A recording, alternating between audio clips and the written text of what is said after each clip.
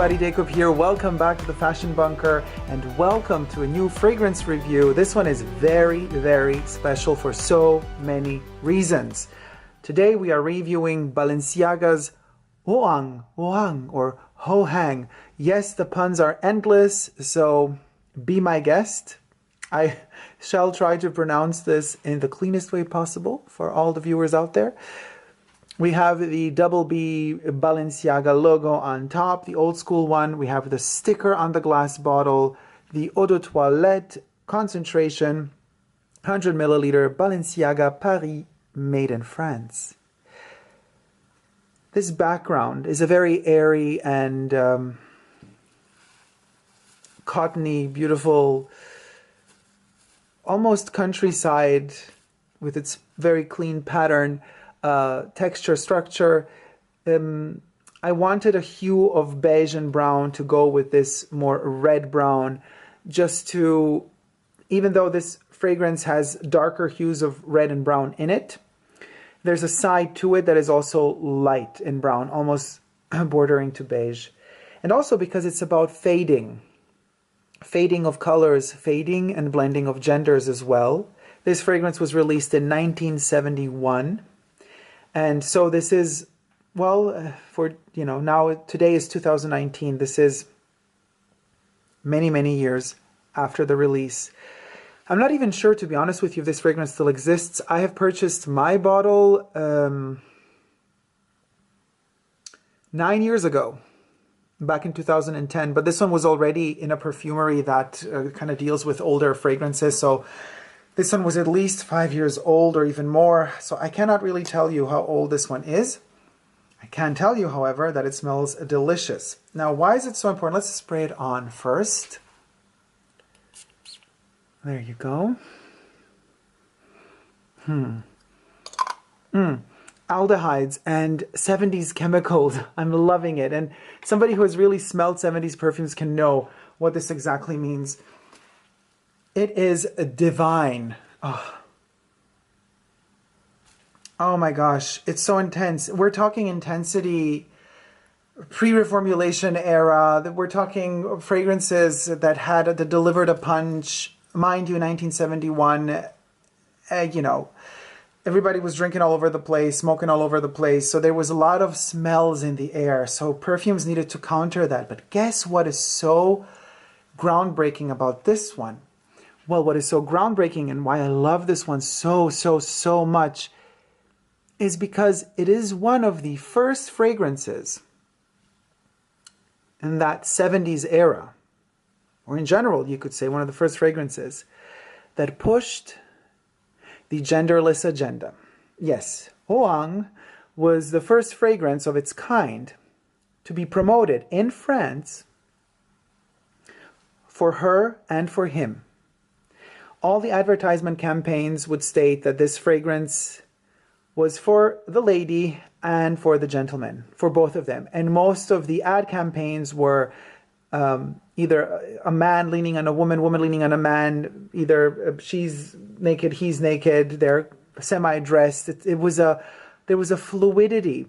It's a genderless fragrance. It's a fragrance for both. However, in 1971, also going into 1972. By the way, this fragrance, like no other to me, smells of the 70s. It's incredibly reminiscent of the 70s. It's a perfect time travel machine to the 70s. Not all of the world was ready for such a gender revolution. So in fact, if you see the vintage advertisement campaigns in Italy, very conservative country, 1971 in particular, also 1972, when I think this one was launched a bit later, it's as if whoever decided to distribute it in Italy joked extremely harshly with the fact that this is a male fragrance.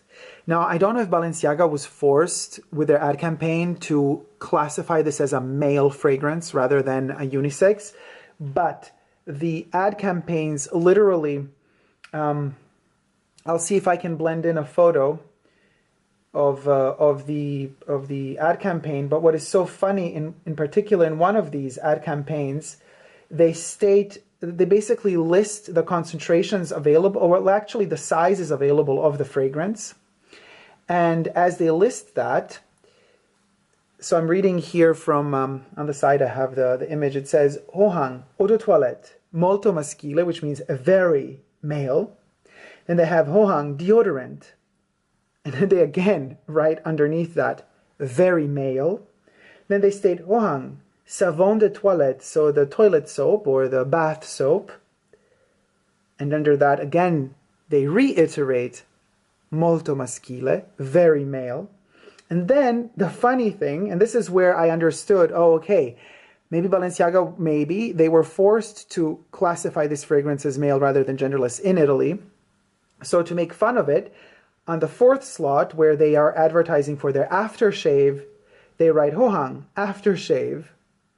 And then in parentheses, obviously. They just wrote obviously without writing that it's very male.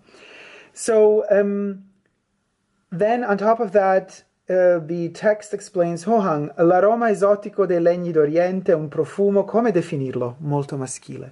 So it says the exotic aroma of Oriental woods, a perfume. How to define it? Very male. I mean, it's a joke. It's obviously a joke, and it's pushing boundaries in a way in a country that was still so close-minded back then. France was ahead of its time. I believe France is still ahead of its time when it comes to couture, at least, and hence, you know, also my opinions on Italian couturiers taking over haute couture fashion houses of France. Example, Dior at the moment with Maria Grazia Chiuri, or what Riccardo Tisci did to damage Givenchy in the past. But thank God he's out of that house. So you can start criticizing it if you want. I really don't care. Let's get into the top notes of Ho Hang. We got lemon, bergamot, basil, lavender, and orange. Then we got the middle notes. We have the geranium. And here's a little twist. Now we're going to see in the mid notes something that usually lands in the base notes, but it's so emphasized in the mid notes, and that would be the Brazilian rosewood, as well as cedar, as well as patchouli. And all of those three are rounded up in a balmy clove. And that's so delicious, the clove. We're going to get to the clove in a minute. Base notes see benzoin, musk, amber, vanilla, tonka bean, and labdanum. Now, the clove is an ingredient nowadays quite rare in mass-released fragrances. Here, I'm smelling it. In the mid-notes, it delivers a punch, not to the nose, but rather to all of the more metallic, citrusy notes that open the fragrance in a very 70s way, almost like aldehyde type of 70s way, a citrusy tone, together with a very metallic lavender. A fragrance would kind of open itself up to the world. That's a classic early 70s way of formulating. So the clove delivers a punch to that lavender, together with the patchouli, but the patchouli here is very toned down. It's not a patchouli that you're going to sense out. This fragrance is not about the patchouli. I think the patchouli is there just because, well, we're just done with the whole hippie movement. I mean, it's still happening in some parts of the world, but the late 60s have passed, and we still have a reminiscence of it. And there's a reminiscence of it inside of Ho Hang as well. But 1971 is more the time of specificity, less chaos and more definition within design. So that's why we're seeing the rise of designers such as Werner Panton, who already in the late 60s, but especially in the early 70s, defined an entire generation of style. This perfume caters to that elegance. From chaos, by the way, chaos is also really beautiful. The late 60s are an incredible time, as well as was the hippie movement. But it's as if the early 70s start bringing into shape the past. And fragrances also seem to be analytical of that. Ho Hang has learned from the past, has learned from the 60s movements, the freedom movement, and it's telling us, okay, I have learned what Balenciaga, the brand, has learned, and we are now delivering a unisex fragrance. We are cutting that boundary. Marketing-wise, we are deleting that boundary. We are now free. Anybody's free to use this fragrance. And boy, is it interesting to smell this one on female skin and on male skin. Because even on myself, and this is, again, this is why we get to this clean cotton, organic cotton, by the way, shirt. Sometimes if I were to wear it, let's say on a Sunday afternoon to go out to brunch or whatever, and you wear a clean cotton shirt, it doesn't need to be white, but it has to be a cotton. It can give you that feeling of wearing the shirt that your boyfriend or girlfriend wore the day before, so you're wearing your girlfriend's or your boyfriend's shirt the next day. Usually the visuals I know for us is usually would say you're wearing the boyfriend's shirt because they're usually bigger and you kind of envelop yourself in it. But whatever, you could wear the girlfriend's shirt too. Why not? Sometimes it gives me those vibes. Other times it gives me a very powerful business vibe. It almost makes me feel like I can go to any business meeting, conquer whatever plane there is out there or field, and just slay. You know what I mean? Just completely slay. No matter what it is I have to slay. It just makes me feel like I can go for it. It's that refreshing and energetic. Then there are times, especially in the opening notes, where I feel very strong nostalgia for even earlier fragrances. Because there's a metallic sort of aldehyde opening, this one sometimes even takes me back to the 20s. As I'm smelling it now, in this particular studio setup scenario, with a particular type of heat, I can even tell you that the Brazilian rosewood, the labdanum, and geranium together, oh my God, my mouth is watering. They're so delicious. They create such a powerful floral amusement park with a lot of bright red colors within a scenario of autumn leaves, but there's heat. It's almost as if we're in Australia. You know, they have summer when the north hemisphere of the planet has winter and vice versa. It's as if you're in both places at the same time with this one. It's like you are in Australia enjoying the summer breeze while at the same time being in Paris in the middle of winter, wearing an incredible soft but warm cashmere coat. It bounces off of memory. It's a very memory-oriented fragrance. It's a fragrance that makes you travel. And it's just that beautiful. And I don't know if they really still produce this one. I haven't seen it in ages in perfume stores. And it's probably been reformulated. The smell is so amazing. And then at times it smells really, you know, as much as we hate to classify and date fragrances, it smells old-fashioned. In many ways, depending on what you wear and how you go about yourself in society, it can be very dated. It can smell as if you made a mistake. It's as if you flew in from another time and you're in the wrong time now. But it keeps you guessing nevertheless. 1971 is a very special year. I'm going to show you something very special from my collection. Here goes. My favorite singer of all time, Mina, an Italian singer.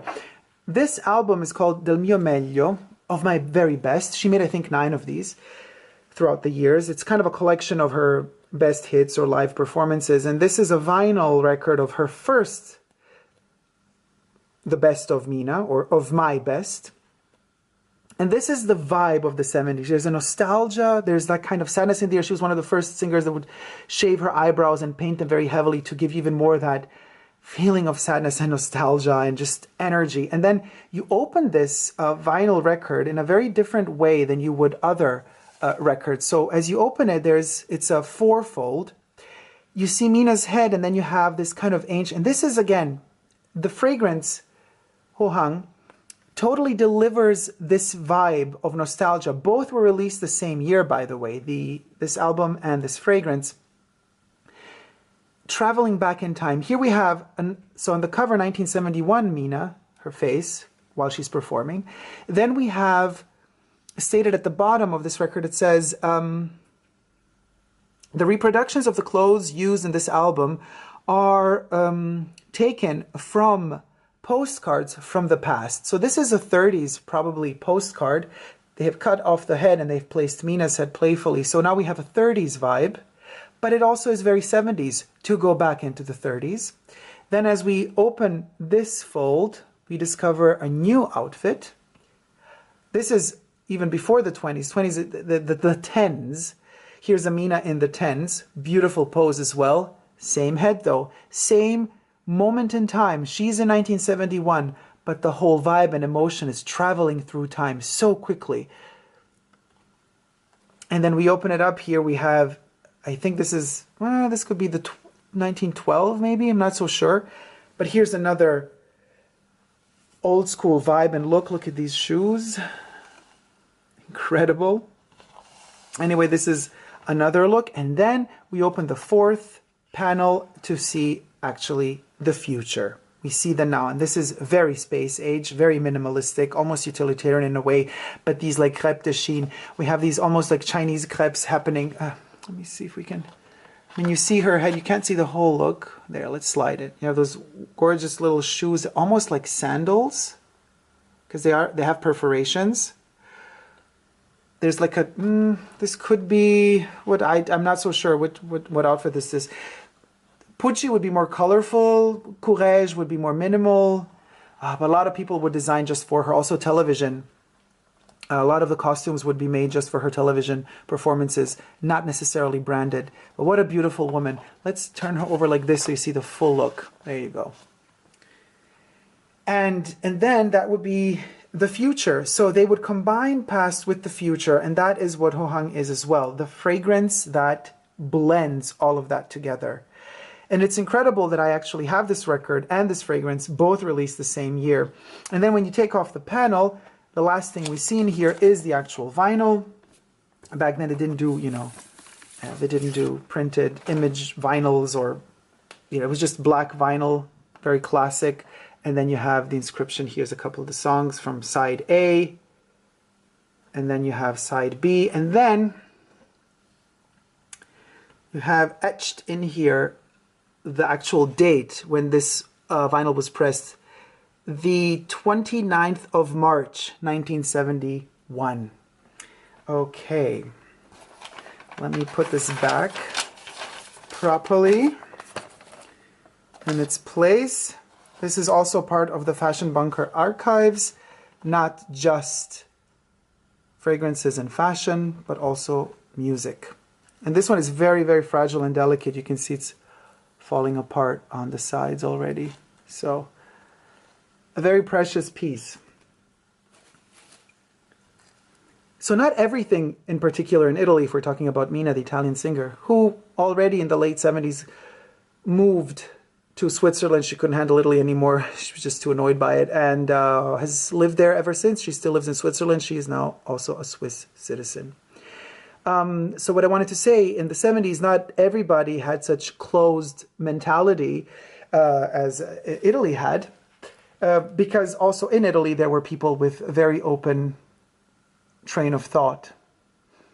And I'm saying this in particular, given the situation we're living in right now. It's as if history is repeating itself. Italy is once again in a terrible state. But you know that I don't like to talk too much about politics, or not at all on this channel. But fragrances, and this is something fascinating, are always connected to politics. What does this mean? Well, let's take Guerlain, for example. Here's a little bottle. We have this bee shapes. By the way, Samsara, Eau de Parfum, and also the Eau de Toilette. You could check out the review of these fragrances also on my channel. Link is in the description down below. Be sure to check these out because I do talk about Napoleon III and Eugenie, for whom this particular bee bottle by Guerlain was designed for. So be sure to check out that review. Link will also be at the end of this video in the card section. So as you can see, if even bottles are designed for certain personalities and personas that are within a political context, that means that when we are smelling something, we're looking at the bottle as well, we have to understand as much as we can of the context. Where are they coming from? Why? When were they produced? What does that time mean? If we really want to understand the smell, or we could just limit ourselves to the mere and pure smelling of something on our skin and saying whether or not we like it, passively, without understanding anything about where these fragrances are coming from in terms of context, idea, and production, because a lot of time does go into creating a fragrance. Once the formula is set in stone, they can start producing it more or less, depending on the ingredients, of course, more or less quickly and en masse. But coming to the point of actually saying, we are ready, let's release this, that takes time. And the idea of developing a unisex fragrance for 1971 is revolutionary, even though we know that fragrances know no gender. Still revolutionary to push the concept through marketing, believing that that type of marketing will benefit the sales of a fragrance, in particularly in France. Now, a couple of years after, when the fragrance was still in production and new ad campaigns were released, it was no longer advertised as unisex. It wasn't advertised as any gender at all, or it was marketed towards men. So let's smell it again.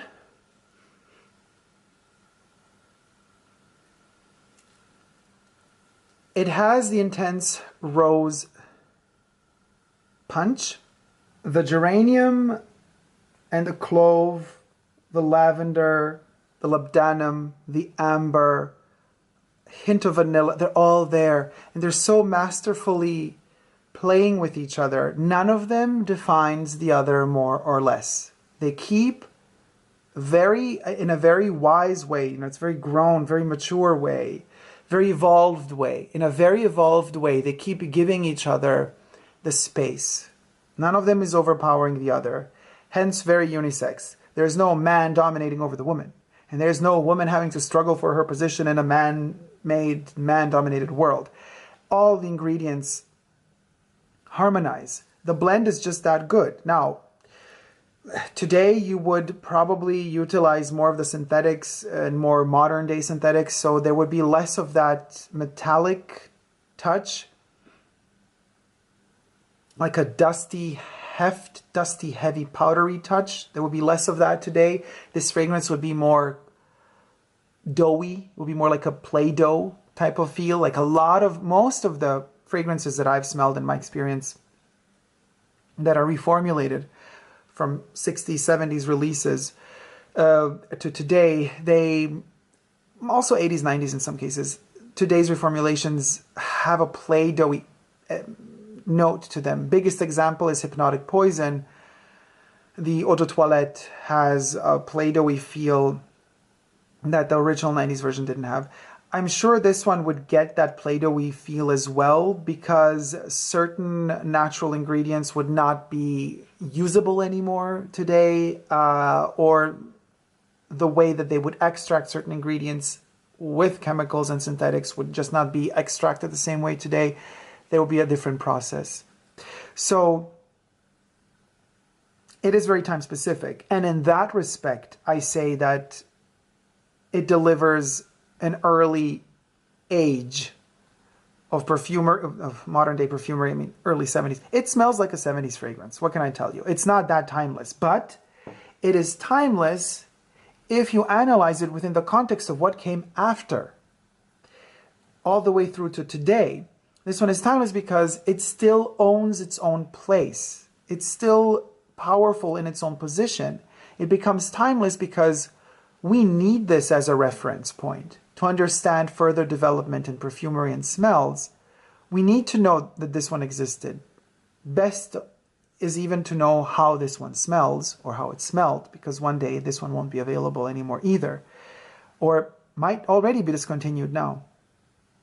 And it's just wonderful to see that people were already back then working on the concept of breaking those boundaries between genders, making it clear that fragrances are for everybody, but not being afraid at the same time to give a fragrance character. CK1 was advertised as the biggest unisex fragrance. And as good as it smelled in the 90s, it was a citrusy, simple concoction. It didn't have strength of character. It had a very defined character, but it wasn't as strong as Ho Hang is. Ho Hang is very, very strong. It's very, very powerful. I mean, the musk, the amber, the benzoin, the vanilla, the tonka bean, the labdanum. And this is just the base notes. Then we got the Brazilian rosewood, the cedarwood, the patchouli, the geranium, the clove, and this is in the mid note. It's a lot. And you would think, oh my gosh, this is a mess. But no, all that dust settles down on that wooden floor that is centuries old. And we decide to put furniture on that wood inside that big old ancient room, and that furniture is maybe from Vernet Panton, and it is 70s for back then, modern, actually space age. 1971 is the epitome of space age. It already began in the 60s, but its prime time was the 70s, in fact, because that's when the evolution arrived to a point where you could say space age is very defined by now, and then they could have moved on. And then slowly we went into all those other things. Like, for example, all of this enabled a little movie that nobody really knows called Star Wars. Happened late 70s. It was all a progression that led up to that point where the masses were ready for such a revolution, a vision of the future. In fact, this little jewel is also like a lightsaber. It's like holding a lightsaber, and it feels almost like one, like a pre-lightsaber time. It also smells like something that could be definitely worn in the first Star Wars movie, A New Hope. In fact, Ho Hang is like a character from Star Wars. It does deliver A New Hope. It was a wonderful time. We are in the disco era as well, or slightly pre-disco era. But in some cases, in big cities, there was already, everything happens ahead of time in the big cities anyway. And the way that the ad campaign was styled for Ho Hang already had, from the makeup to the hair, to the voluptuousness, it already had the disco in its heart. So this is a vision of the future, 70s way of seeing the future. And for a fragrance that was envisioning a future, but staying very true to its own time, the 1970s, this one is very modest that way because it's honest and modest, and it delivered a wonderful character. So I'm very, very humbled actually to be able to own this and to review it because it just is that special. It just is one of those cosmic keys that unlocks a door to the past, and it lets you travel. Well, the past. In the time I'm talking now, this might be the past. In another time, I might be talking about the future. Thank you guys so much for watching. If you like this video, please do thumb it up and let me know what you think about the video and also about Ho Hang in the comment section down below. Also, thumb up the video if you liked it and subscribe to my channel here on YouTube if you haven't already. I'm also on Instagram, Facebook, and Twitter, superdacob all spelled together. I'm also on Patreon, superdacob spelled together, and I would like to take this opportunity to thank all my patrons for pledging and helping the channel grow. Without your help, nothing would be possible. Also, if you wish, write me to askdacob@gmail.com questions and ideas and thoughts or topics you want to talk about for an opportunity to get to call me live in studio and talk to me in one of my videos that are coming out soon. You could also check out the first episode of Ask Dacob also on my channel. Link is in the description box down below. Check that out right now. Otherwise, you can also follow the link at the end of this video in the card section. Until next time, be sure to never forget to never give up on love, and I'll see you soon. Bye.